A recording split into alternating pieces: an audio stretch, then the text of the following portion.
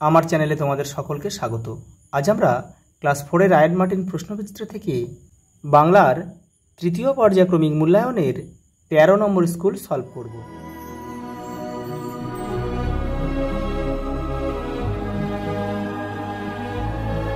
দেখো কি বলেছে, দেখো শূন্যস্থান পূরণ করো। দেখো কয়েকটা কবিতার লাইন আছে, কিছু শব্দ কিন্তু বাদ দেওয়া রয়েছে, সেগুলো তোমাদের লিখতে হবে। অর্থাৎ কবিতাটা কিন্তু মুখস্থ করা তোমাদের খুবই প্রয়োজন। কী দিয়েছে দেখো, বিপদ আসিলে, অর্থাৎ আদর্শ ছেলে থেকে দিয়েছে কুসুম কুমারী দাস, যে গল্প তোমাদের কবিতাটা রয়েছে 131 নম্বর পেজে বইয়ের, সেখান থেকে কিন্তু দিয়েছে। এটা তোমাদের মুখস্থ করতে হবে কবিতাগুলো, তাহলে কিন্তু তোমরা বুঝতে পারবে। দেখো, বিপদ আসিলে কাছে হও আগুয়ান, নাই কি শরীরে তবু রক্ত মাংস প্রাণ, হাত পা সবারই আছে মিছে কেন ভয়, চেতনা রয়েছে যার সে কি পড়ে। দেখো পরের কবিতা কী দিয়েছে, দেখো ঘুমে যদি ঢুলেই আসে নয়ন দুটি, তার মানে দেখো ঘুম পাড়ানি ছটা থেকে দিয়েছে 150 নম্বর পেজে তোমাদের বইয়ের উত্তরটা রয়েছে। দেখো সাজের ফুল আর কে কুড়বে মুঠি মুঠি, ঘুম পাড়ানি মাসি পিসি, ওই যে দিয়ে দাঁতে মিশি, ঘুমের কাজল বুলিয়ে আসে গুটি গুটি। দেখো পরেরটা কী দিয়েছে, দেখো দেখো এখানে দিয়েছে তোমার, দেখো নিচের এলোমেলো বর্ণগুলো সাজিয়ে শব্দ তৈরি করো। এটা কী হবে বলো তো, এটা হবে মজবুত, মজবুত। এটা হবে দোকান, দোকান। এটা হবে কী বলো তো, ভারত লক্ষ্মী, ভারত লক্ষ্মী। আর এটা হবে নারায়ণ, নারায়ণ। দেখো এরপরে কি আছে, দেখো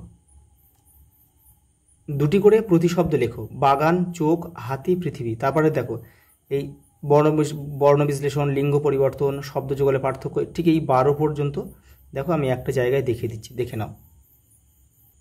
দেখো প্রথমে কী দিয়েছে, প্রতিশব্দ দিয়েছে কি, বাগান।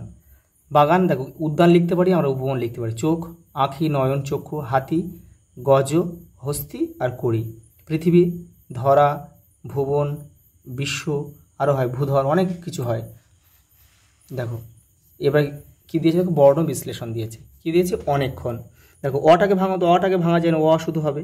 দেখো দেখো দন্তন্য একারটাকে ভাঙো, তাহলে দন্তন্য লেখো আর একার লেখো। এবার কটাকে ভাঙো, ক যোগ অ। তারপর কী আছে, ক্ষীয় আছে, তাহলে ক্ষীয় ভাঙো, ক্ষীয় যোগ অ।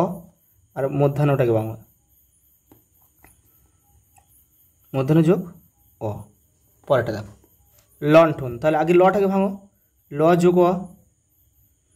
দেখো দন্ত নয় ঠ, দন্ত ন, তাহলে দন্ত ন লেখো আর ঠ লেখো আর সঙ্গে একটা অ লিখে দাও, তাহলে দন্ত নয় ঠটা ভাঙাবে, দন্ত ন রয়েছে, যোগ দন্ত ন যোগ অ হয়ে গেল। দেখো পরেরটা দেখো লিঙ্গ পরিবর্তন। কী কী দিয়েছে, দেখো বালক থেকে কী হবে, বালিকা হবে, মাসি থেকে মেশো হবে। অর্থ পার্থক্য, দেখো পরেরটা কী বলেছে, অর্থ পার্থক্য কী দিয়েছে, চয়াকার পয়াকার। চাপা মানে কি, লুকানো বা ঢাকা, ঢাকা দেওয়া যেটা আর কি। আর চাপা চন্দ্রবিন্দু রয়েছে, দেখো ফুল বিশেষ একটা ফুল। দয় দীর্ঘ দ্বীপ মানে চারিদিকে জলবেষ্টিত ভূখণ্ড, আর দয় দীর্ঘ বা দ্বীপ মানে আলো। দেখো এবারে দেখো বাক্য রচনা দিয়েছে। দেখো জঙ্গল, জঙ্গলে বাঘ থাকে, প্র্যাকটিস।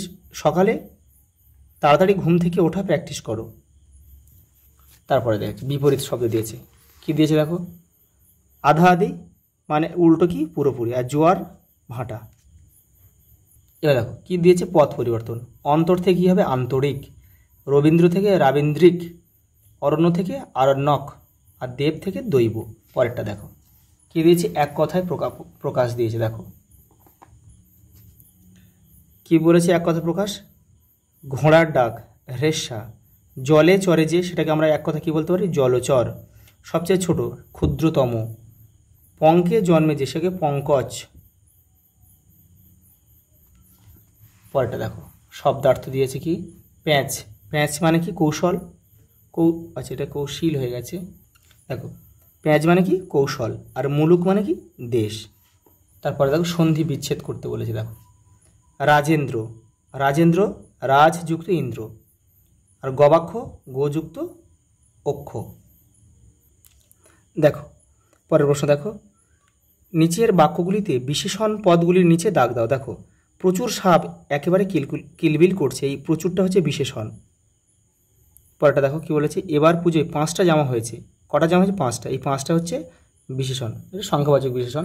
পরেরটা দেখো নিচের বাক্যগুলিতে কর্তা কর্ম ক্রিয়া চিহ্নিত করো।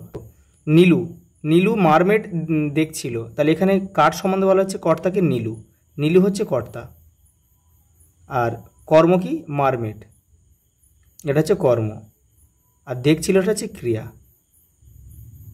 পরেরটা দেখো, আয়েশা সুমিকে বই দিল। দেখো আয়েশা হচ্ছে কর্তা, দেখো এই বই, এখানে দিলটা হচ্ছে ক্রিয়া হবে, কিন্তু কি দিল? বই দিল। এই বইটা হচ্ছে কিন্তু কর্ম, মানে ক্রিয়াকে কি দিয়ে প্রশ্ন করলে কিন্তু কর্ম পাই আমরা। পরেরটা দেখো কি বলেছে, দেখো পরেরটা, নিচের বাক্যগুলির কর্তা খণ্ডকে বাড়াও। তাহলে এখানে কর্তাকে দেখো, সুমিত খেলছে, তার সুমিতকে বাড়াতে হবে। তার মানে এমন কিছু লিখতে হবে যেন সুমিত্রাই কর্তা খণ্ডের মধ্যে পড়ে যায়। দেখো আমরা কি লিখছি, কি লিখতে পারি, দেখো আমার ছোট ভাই সুমিত। দেখো তাহলে এই পুরোটাই হচ্ছে কিন্তু কর্তাখণ্ড, আমার ছোট ভাই সুমিত। তাহলে সুমিতকে বোঝাতে গেলে টোটালটাই বলতে হবে, খেলছেটা ক্রিয়া। পরেরটা দেখো, বাবা কবিতা লিখছে। এখানে কর্তাটা বাড়াতে হবে, কর্তাটাকে আমরা কীভাবে বাড়াচ্ছি, দেখো আমার প্রিয় বাবা, তাহলে এটাই পুরোটা হচ্ছে কিন্তু কর্তাখণ্ড, কবিতা লিখছেন। পরেরটা দেখো, পরের প্রশ্ন কী বলেছে, দেখো নিচের বাক্যগুলির ক্রিয়াখণ্ড, এবার এখানে কর্তাখণ্ডটাকে বাড়াতে বলেছে, এটা ক্রিয়াখণ্ডটাকে বাড়াতে বলেছে। দেখো তাহলে দেখো, রামবাবু ক্লাবের সভাপতি, রামবাবু আমাদের ক্লাবের সভাপতি। তাহলে এগুলো প্রশ্ন হয়ে যাচ্ছে। দেখো তাহলে রামবাবু কোন ক্লাবের সভাপতি, তাহলে আমরা বলতে পারি আমাদের ক্লাবের সভাপতি। দেখো আমি পড়তে বসবো, এখানে কখন দিয়ে দিয়েছে, তাহলে কি আমি এখন পড়তে বসবো। পরেরটা দেখো কি বলেছে, দেখো প্রদত্ত শব্দগুলির প্রকৃত রূপ লেখো। প্রকৃত রূপ বলেছে জ্যোৎস্না, আমরা বলি সহজ ভাষায়, চলতি ভাষা আর কি, সেটাকে ভালো কথা কি আরে জ্যোৎস্না। বিছনা থেকে আমরা কি, দেখো বিছনার কোথা থেকে এসেছে, বিছানা থেকে এসেছে, এটা হচ্ছে কিন্তু মূল শব্দ। দেখো পরের প্রশ্ন কি বলেছে, শূন্যস্থান পূরণ করো। স্বপন বুড়ো ছদ্মনামে লিখতেন অখিল বন্ধু নিয়োগী। কাকাবাবু চরিত্রটির আসল নাম কি? সুনীল গঙ্গোপাধ্যায়। ফেরাজের কাছে জ্যোতি খবর পেল, কোন রচনার অংশ? বাঘাযতীন। ফেরাজকে দেখে নাও। আর ফেরাজের কাছে জ্যোতি কি খবর পেল, 124 নম্বর পেজে তোমাদের বইয়ের উত্তরটা রয়েছে, দেখে নাও। দেখো চাটুজ্জে বাড়ির পাহারাদার ছিল কিন্তু ফেরাজ। দেখো তার বাড়ি কোথায়, দেখো উত্তর পশ্চিম সীমান্ত প্রদেশে ফেরাজের বাড়ি। লাঠি ছোড়া, তলোয়ার, বন্দুক চালাতে কিন্তু অতি দক্ষ ছিল সে। দেখো সঙ্গে আরেকটা প্রশ্ন ছিল না, যদি ফেরাজের কাছে যদি কী খবর পেল, দেখো সে খবর পেল যে শত অত্যাচারেও তার মুলুকের কেউ ইংরেজকে মেনে নেয়নি রাজা বলে।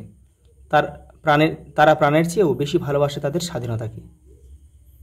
পরের প্রশ্ন দেখো, আমি জুতো সেলাই করি না, মুচিরা করে। কে এ কথা বলেছিল? যতীন বলেছিল। তার কথা শুনে মুচি কি বলেছিল?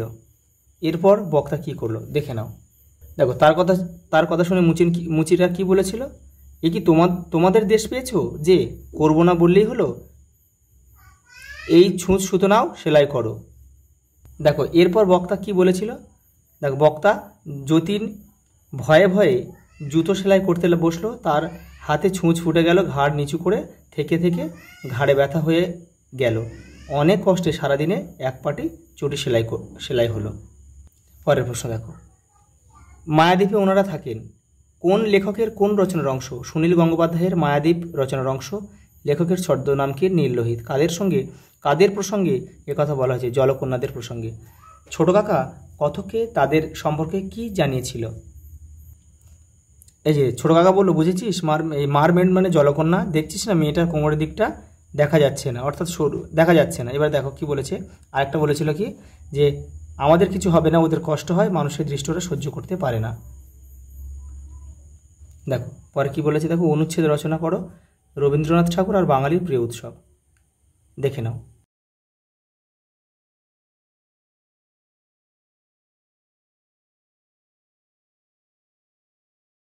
আজ এই পর্যন্ত, দেখা হবে পরের ভিডিওতে।